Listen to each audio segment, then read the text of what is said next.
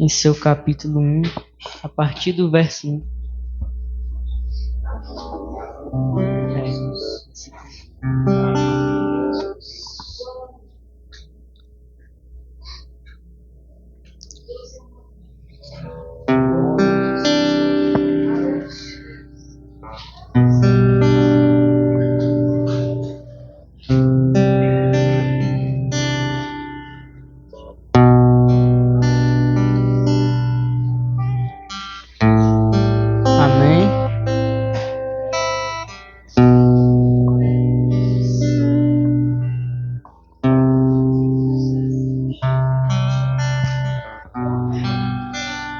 Amém.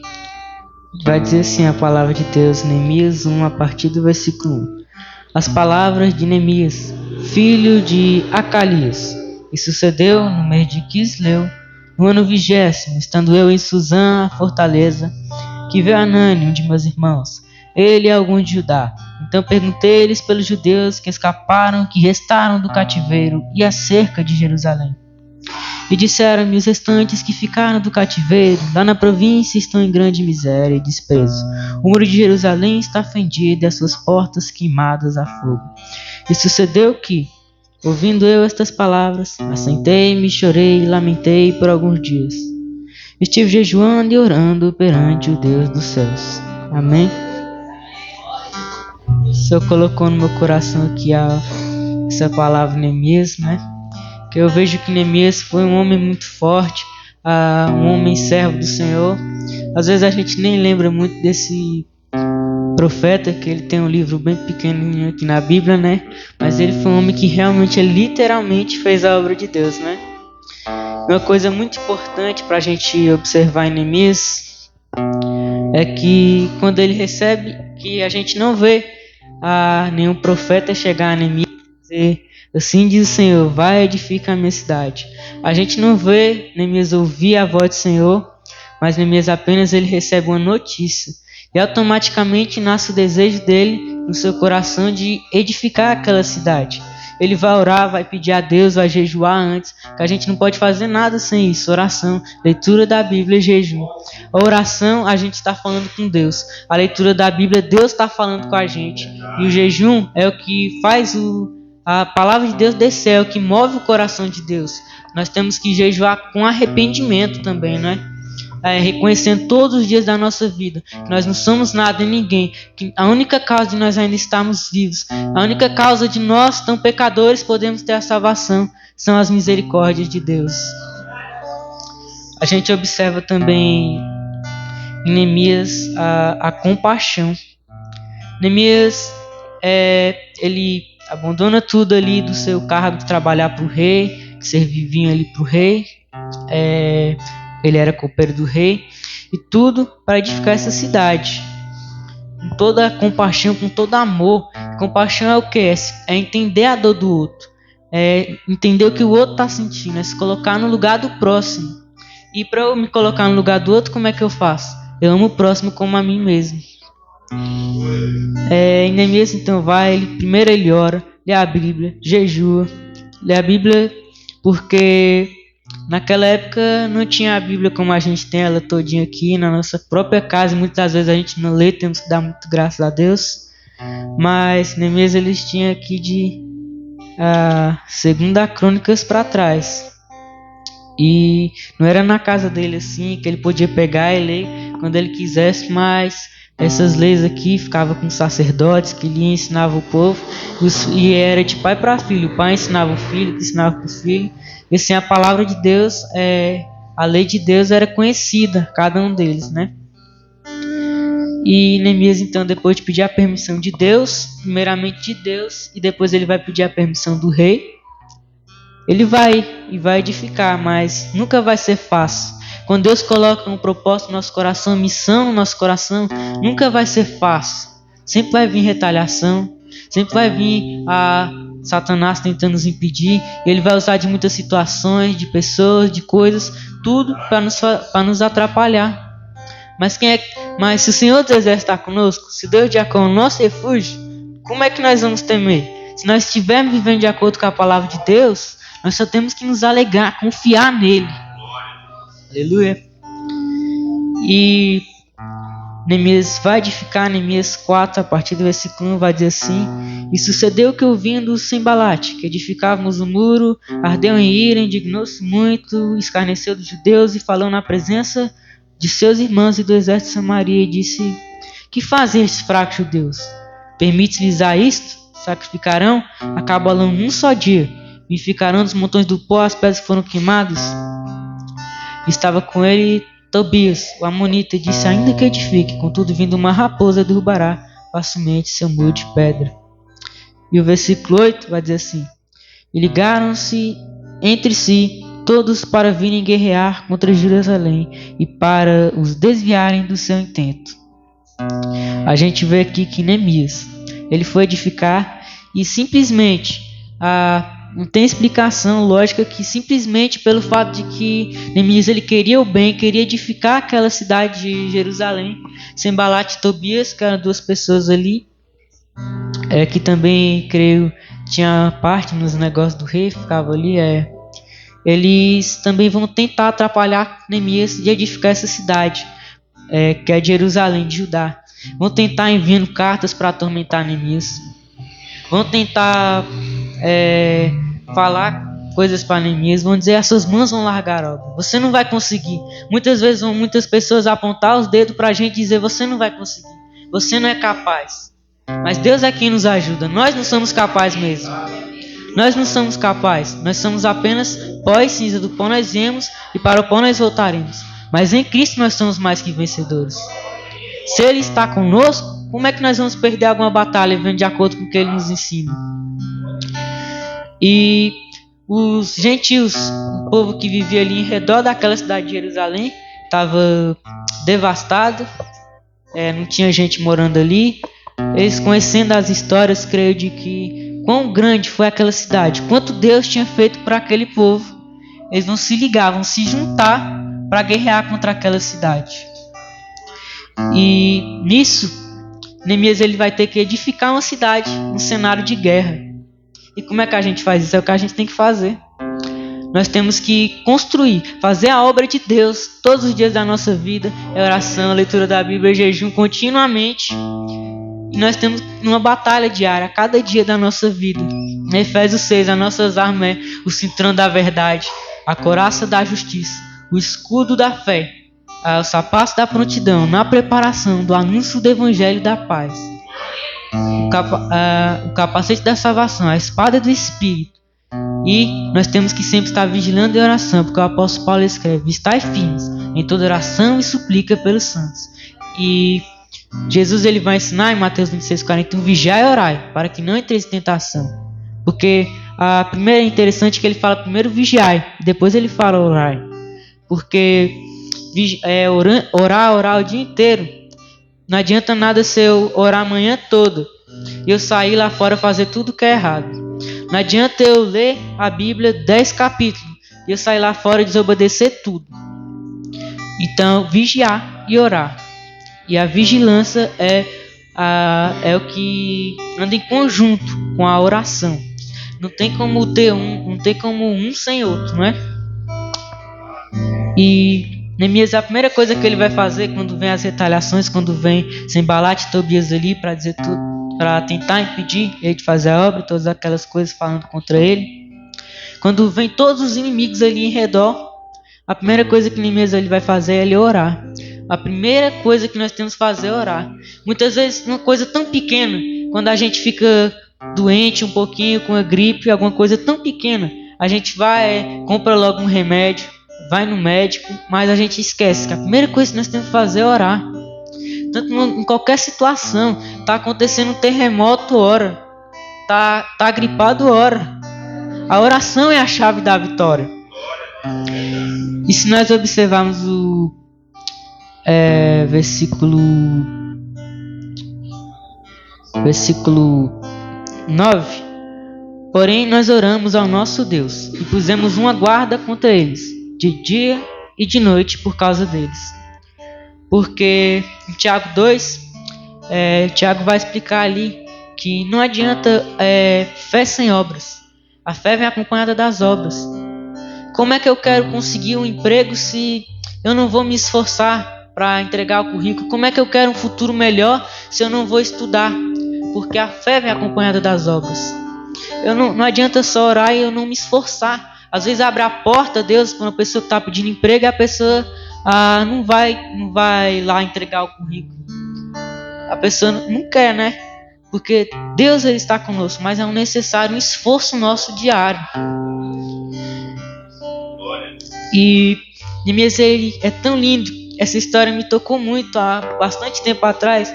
Não tanto tempo assim, alguns meses, quando eu ouvi uma pregação, me tocou o coração de uma maneira tão grande essa história, que é lindo demais. Uma pessoa, ele deixar tudo para ir construir uma cidade ali, que ele nem morava ali, mas ele foi edificar. O amor que Neemias ele teve pelo próximo. Nós temos que amar o próximo a cada dia das nossas vidas mais e mais. Até aquelas pessoas que estão lá fora no pecado, nós temos que orar. Nós temos que amar. E vai dizer que no versículo 17, os que edificavam muros, os que traziam as cargas e os que carregavam, cada um com uma das mãos fazia a obra e com a outra tinha as armas. Eles, com a mão, tinham que fazer a obra e com a outra tinham as armas. Eles estavam lá em cima construindo o muro e tinham a espada cingida aqui nos lombos. Podia chegar os inimigos a qualquer hora, mas ele estava preparado. É muito forte isso. Uma coisa que me chamou a atenção, esse livro todo é tão lindo, e que Neemias ele era alguém justo.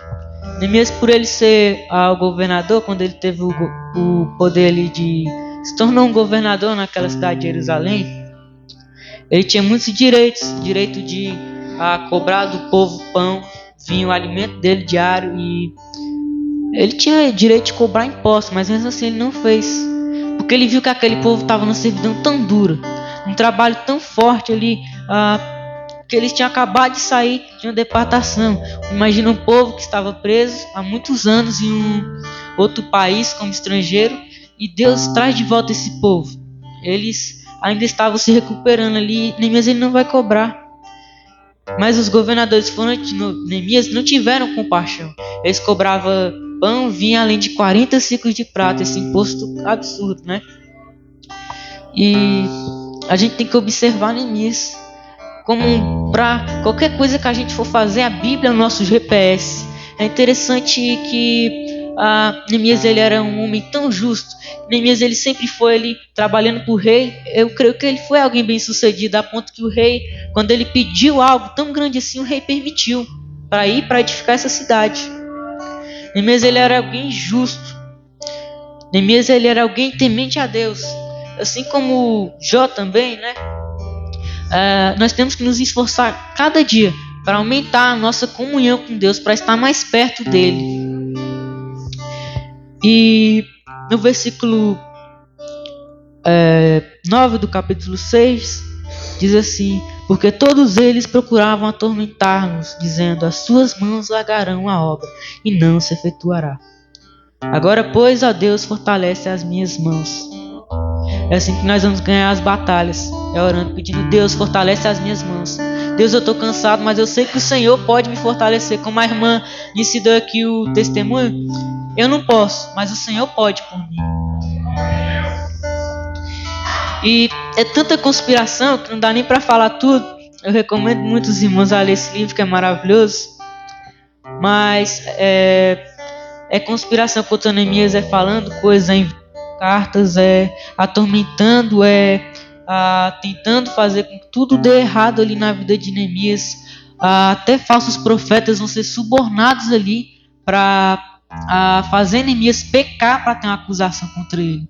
Sempre tem alguém tentando nos fazer cair. Esse alguém é Satanás. Satanás que estava observando Jó. Antes de tudo, Satanás observava Jó. E Deus perguntou, observaste tu, meu servo Jó? Ninguém há como ele.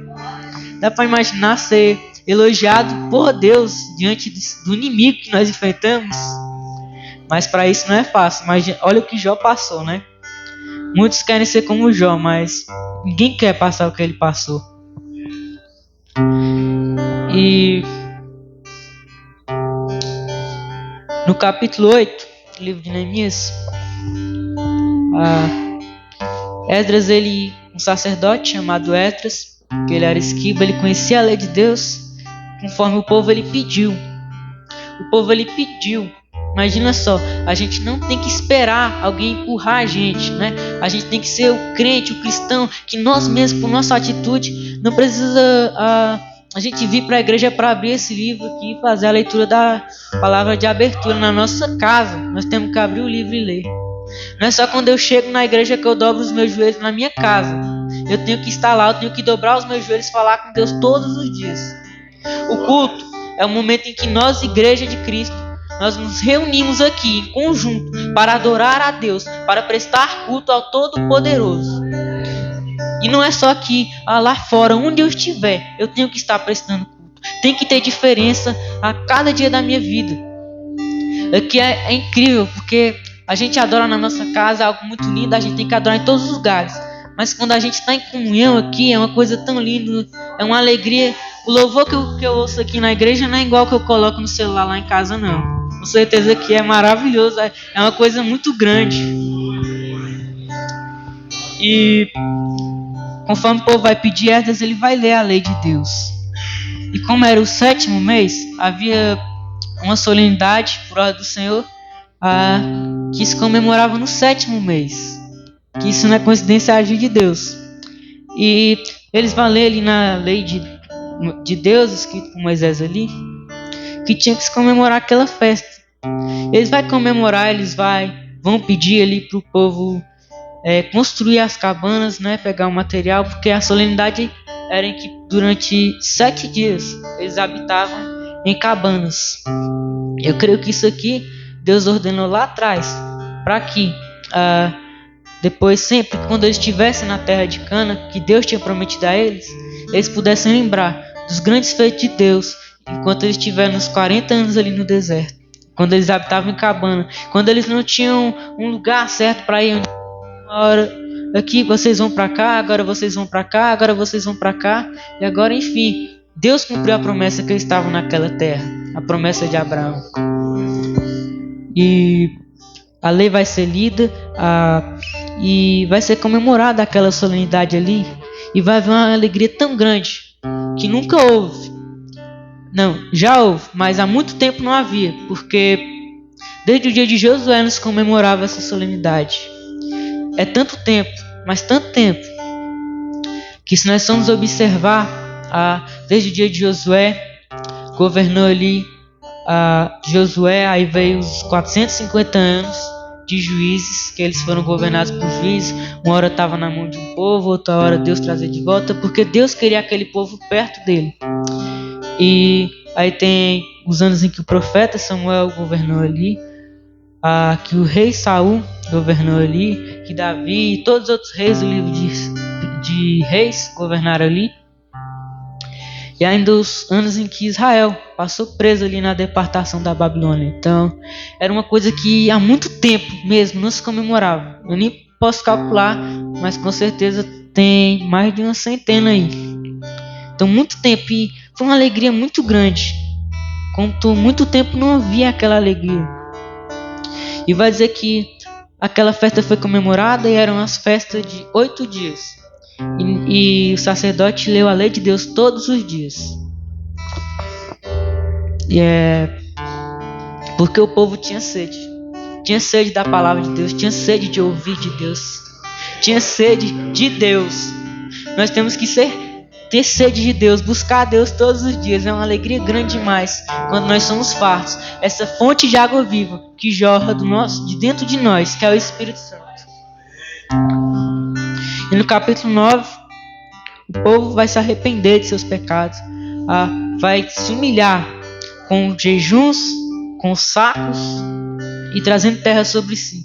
Porque a gente só vai alcançar perdão, a gente só vai alcançar qualquer coisa de Deus, alcançar intimidade com Deus quando nós nos humilharmos diante dele. E o povo aqui vai se humilhar na presença de Deus. Vai dizer: Deus, eu sou apenas pó, eu sou apenas cinza. Deus, eu sei que eu sou pecador.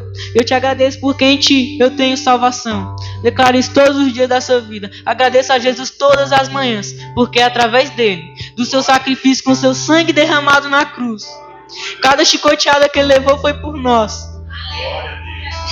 E nós temos a oportunidade de salvação graças a Ele. E o povo vai confessar que muitos dos feitos de Deus, que eu creio que isso aqui é o conhecer da palavra de Deus. O que Edas vai ler nesses 8, 9 dias aqui, é o que o povo ele vai falar. O povo vai lembrar das promessas de Deus a Abraão, Isaac, Jacó, dos tempos em que eles passaram ali presos, né, no Egito, dos 40 anos no deserto, da coluna de fogo, da coluna de nuvem, do cuidado de Deus tão grande com eles no deserto, que não deixou nem sequer as roupas deles se desgastarem, que ele tirava a água da pedra, fazia pão do céu cair para aquele povo, porque Deus ele tem cuidado, ele tem zelo, ele tem amor por nós. Se a gente lembrar lá no livro de Êxodo, é algo tão grande assim, que aquele povo sempre reclamando, sempre murmurando, mas Deus ainda estava providenciando na vida dele de uma maneira tão grande. Muitas das vezes nós somos assim, Deus é tão bom conosco, nós ao invés de agradecermos as bênçãos, nós reclamamos de coisas tão mínimas. Quando nós poderíamos agradecer, nós estamos reclamando. Deus é tão bom conosco, nunca faltou o que comer. Eu creio que aqui nunca faltou o que comer, nunca faltou o que beber, e se faltou, nós ainda estamos aqui, temos motivo de dar graças a Deus. E são tantos os feitos de Deus que o povo aqui vai confessar que são, realmente. E aquele povo vai fazer uma aliança com Deus.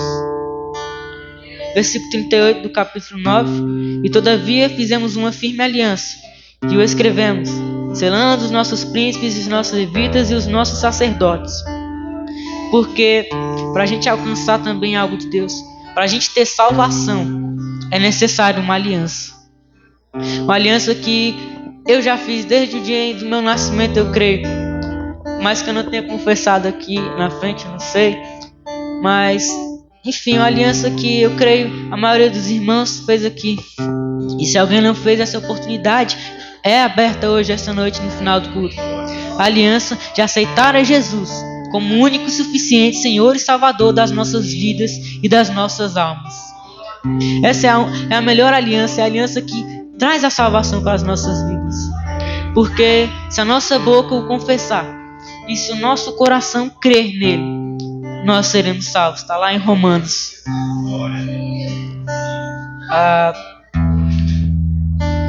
Então, aquele povo vai fazer uma aliança, é algo muito lindo. Porque o trabalhar de Deus é grande na vida daqueles que Ele ama. Nós temos que observar a Neemias aqui para ser um bom cidadão, para ser um bom estudante na minha escola, para ser um bom colega de trabalho, para ser alguém que faz a diferença todos os dias. Eu tenho que observar a Bíblia. Neemias, Jó, muitos outros exemplos na Bíblia nós temos. Os profetas, os apóstolos, nosso Senhor Jesus Cristo, Moisés. Mas o nosso maior exemplo da igreja sempre foi e sempre deverá ser Jesus Cristo, nosso Senhor. Aleluia. Louvado seja o nome do Senhor. E com tudo isso, o que é que eu faço para fazer a obra de Deus? O que é que eu preciso fazer? Eu preciso ir em Israel ajudar na guerra? Eu preciso ofertar ali, doar alguma coisa para eles financeiramente? Qual é a obra de Deus na minha vida? O que eu tenho que fazer? A obra de Deus, eu tenho que doar para o Rio Grande do Sul, eu tenho que ir lá ajudar? Olha, a obra de Deus não é exatamente essa. Mas se eu faço a obra de Deus, automaticamente esse desejo vai nascer no meu coração. E o que eu preciso fazer? Qual a obra de Deus que Deus quer realizar na minha vida? Jesus também foi questionado sobre essa pergunta.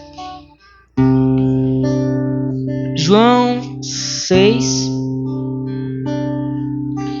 28 e 29. Diz assim: disseram-lhe, pois, que faremos para realizarmos as obras de Deus? Jesus respondeu e disse-lhes: a obra de Deus é esta, que creais naquele que Ele enviou. Essa é a obra que Deus quer realizar na nossa vida. A aliança é crer que Jesus Cristo é o único e suficiente Senhor e Salvador das nossas vidas e das nossas almas. A obra de Deus é crer que Jesus Cristo é o enviado de Deus. Crer naquele que Ele o enviou. E é só crer. Se fosse só crer, a salvação seria muito fácil. Mas se eu creio, automaticamente eu tenho que viver de acordo com o que Ele ensina. Como é que eu creio que Jesus Cristo é o Filho de Deus e eu ouço as santas palavras dele e não vivo de acordo com elas? Não, crer é muito importante, mas é como está lá em Tiago 2, a fé é acompanhada das obras. Como eu posso dizer às pessoas que estão na rua, passando frio, passando necessidade, coma bem, agasalhe-se bem, se elas não têm condição para comer, eu não der um alimento. Se elas não têm condição de se agasalhar, eu não der um aquecimento, um cobertor, um casaco. Então, fé vem acompanhada de obras. Se eu creio que Jesus Cristo é o Filho de Deus, eu tenho que viver de acordo com o que Ele me ensina. E o que é que Ele me ensina? É difícil, mas nele nós podemos. Porque estou certo de que tudo eu posso naquele que me fortalece.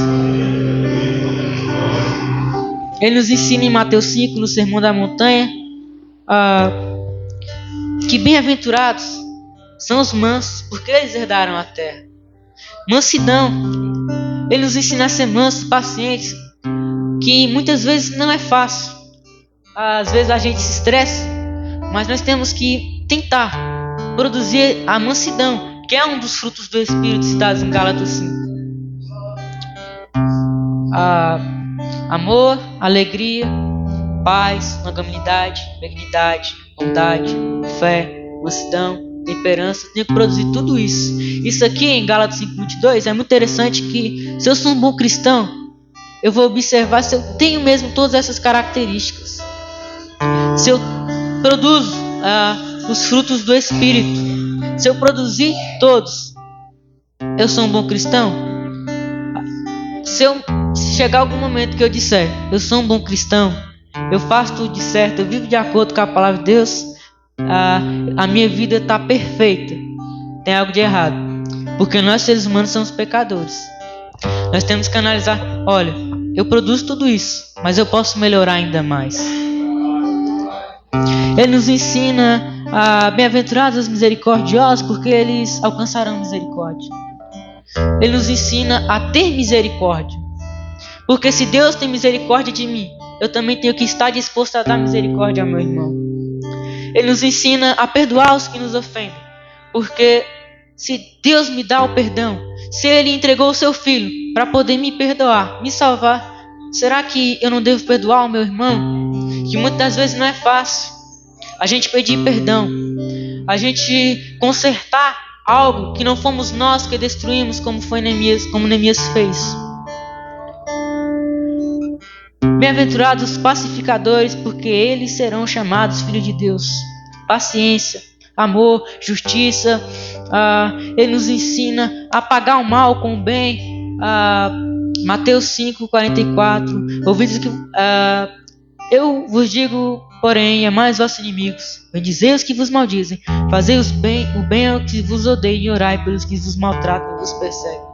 Ele nos ensina se alguém nos dá um tapa na face direita, ofertar-lhe também à esquerda. E isso não quer dizer que se alguém te der um tapa, um soco na sua face direita, você tem que dar ao outro lado. Quer dizer que você não vai pagar o mal com o mal. Quer dizer que não é para você devolver aquilo. Muitas vezes muitos vão apontar o dedo e dizer, ele é fraco, porque ele não retribuiu o mal. Ele é besta, porque ele não devolveu o apelido que eu coloquei nele. Mas isso é ser cristão. É crucificar a carne a cada dia. É ser de Cristo. É exalar o perfume de Cristo. Ser a luz que ilumina o ambiente. E muitas das vezes não é fácil. Mas dá para entender o que Jesus nos ensina é tão incrível. Porque se alguém me der um tapa, eu não retribuo. Se alguém me fizer mal e eu não devolvo. Se alguém me fizer mal e eu perdoar, por mais grande que seja o que tenha me feito, as pessoas vão olhar como é que ele conseguiu. Tem algo diferente nele. Esse diferente é Jesus. E ele nos ensina a ajudar o nosso próximo. Ele nos ensina a orar. Ele nos ensina a jejuar. Ele nos ensina a acumular riquezas não aqui na terra, mas no reino dos céus. E como o pastor Carlos aqui, arrependei-vos, porque é chegado o reino dos céus. Diariamente, arrependei-vos, porque é chegado o reino dos céus. Mas eu não fiz nada de errado. Eu já nasci no errado da carne, mas pela graça eu sou salvo. Não dá para falar tudo o que Jesus ensinou em uma pregação, porque passaríamos a noite toda aqui e ainda não daria para falar tudo o que ele fez. E ainda que eu conseguisse falar tudo o que ele fez na Bíblia, João escreve que há muitas coisas ainda que Jesus fez. E que se cada uma delas fosse escrita, dariam livros, e livros e mais livros, que não caberiam no mundo inteiro. Aleluia, Senhor. É isso que Deus... voltando em Neemias, capítulo 6, versículos 15 e 16. Acabou-se, pois, o muro aos 25 de Elul, em 52 dias.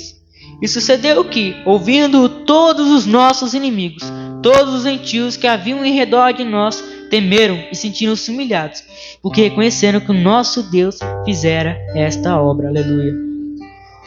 É muito forte. É lindo demais.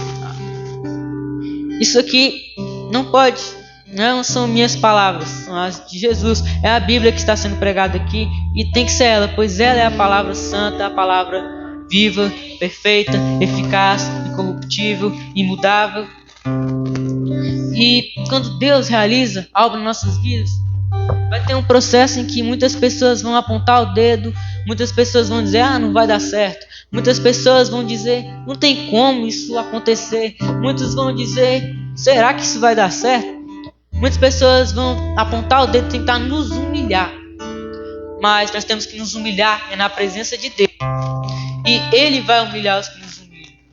Isso não é para a nossa glória, mas para a glória dEle. Deus quer executar a obra nas nossas vidas, mas para Ele fazer, nós temos que nos humilhar. Nós temos que buscá-lo a cada dia mais nas nossas vidas. Servi-lo com tudo o que somos. Amar a Deus acima de todas as coisas. Adorar somente a Ele. E Deus quer executar a obra na minha vida. Deus quer executar a obra na sua vida, na vida das pessoas lá fora, porque Deus é misericordioso e Deus quer salvar a todos. Ele não quer salvar só a mim ou só a você. Jesus morreu por toda a humanidade. Todo aquele que nele crê será salvo. E Deus vai realizar a obra em nossas vidas se nós quisermos e se nós nos esforçarmos. E aqueles que apontavam o dedo dizendo não vai dar certo, aqueles que diziam as suas mãos largarão a obra, eles vão se sentir humilhados. Vão ter que reconhecer realmente Deus é com ele. Realmente Deus fez a obra na vida dele. Grandes coisas fez o Senhor por nós, pelas quais estamos alegres. É isso. Eu agradeço primeiramente ao meu Deus por essa rica oportunidade de primeiro essa palavra tocar no meu coração, dele ter falado comigo, que eu poder compartilhar a minha adoração, compartilhar o que Deus falou comigo com a igreja. Agradeço ao pastor Caro por essa rica oportunidade, porque eu reconheço que eu sou alguém muito jovem, assim, tem que ser muita direção do Espírito Santo para colocar alguém tão jovem assim para pregar aqui em cima do altar, né? Mas eu tenho buscado o Senhor e eu agradeço muito a oportunidade. Eu só quero fazer uma oração pela igreja para finalizar o culto. Quem pudesse colocar de pé. Senhor,